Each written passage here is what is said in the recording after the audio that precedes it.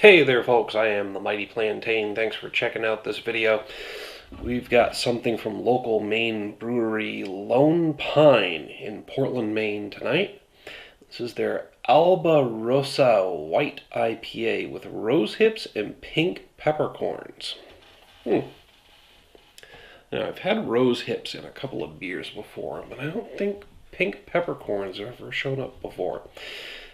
Let's see. It says it's an IPA, white IPA, 1 pint, 7.6% ABV, so pretty hefty. Unfiltered, unpasteurized, keep refrigerated, live yeast may settle. That's the important thing. Lone Pine in Portland, Maine. Yeah, the wife and I didn't quite get out to them in our trip to Portland, but I did see them on the map.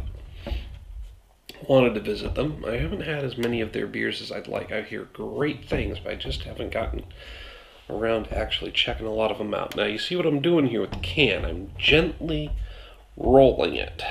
Now, for settling of live yeast or the potential for particulates in certain hoppy beers, which this could be both. It's definitely an issue with the live yeast because it says their live yeast may settle. That gentle rolling, what it does is it stirs things up inside, it gets anything that's settled on the bottom distributed around the beer without actually agitating it enough that it's going to blow up on you. Now, tapping the top of a can or a bottle, you'll see me do that in a lot of videos. What it does is it actually... Okay, the scientific explanation escapes me right now, but what it does is it somehow creates cavitation within the fluid that causes those air bubbles to form ahead of time instead of explosively when you open it. Not a guarantee, but not a bad step to take just in case something's going to explode on you.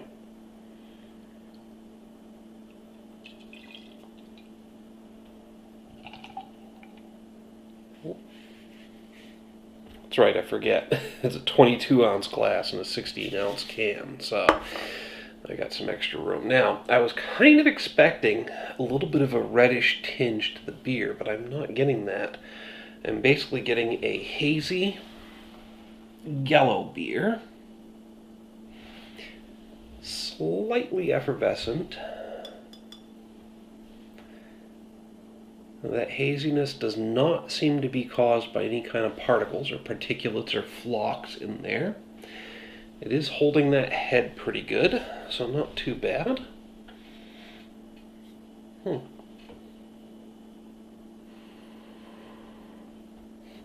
Getting an overall hoppy aroma.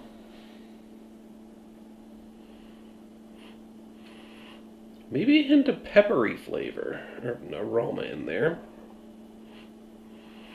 Mostly bitter hops. A little bit of pepper. Maybe some floral notes coming out in those hops. I mean, with rose hips in there and probably a floral hop variety to enhance that, I wouldn't be surprised, but yeah, just an overall hoppy bitterness with a hint of pepper and some floral notes coming forward.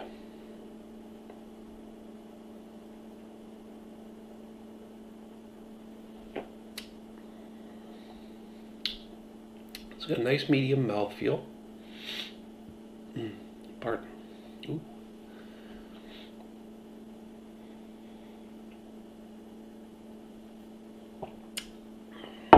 Got a nice medium mouthfeel.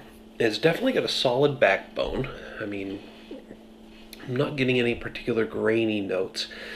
I'm basically getting a big swallow of hops up front.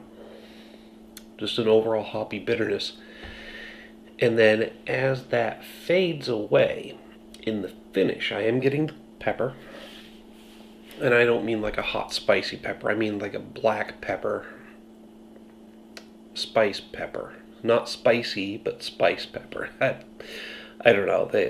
I'm sure that makes sense to most of you. But I'm getting a pepper flavor in the finish. And the hoppiness changes over to an overall floral character that, again, I'm sure the rose hips are, pardon, having some effect on that. It's very interesting.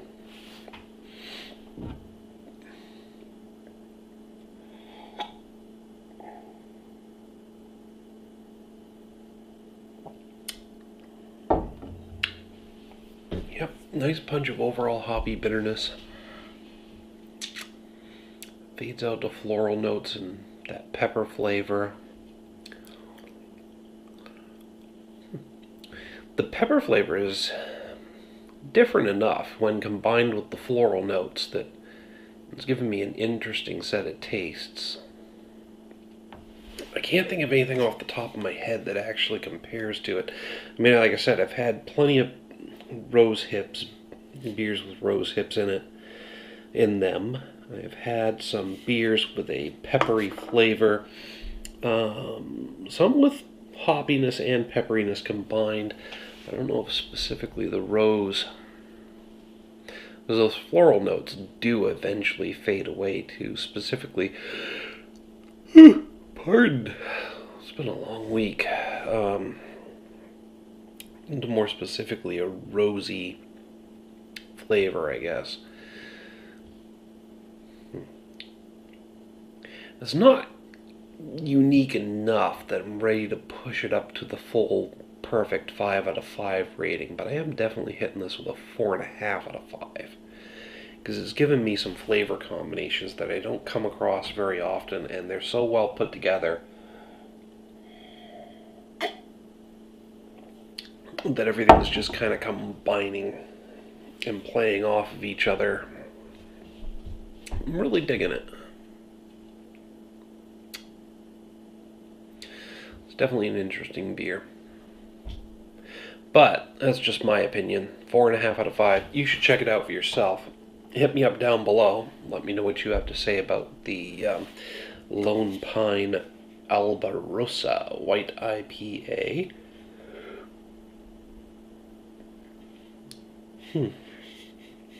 Yeah. While you're down there in the comments or my email, make sure to like and share the video. Don't forget to subscribe. Till next time, folks, thanks for tuning in, and cheers.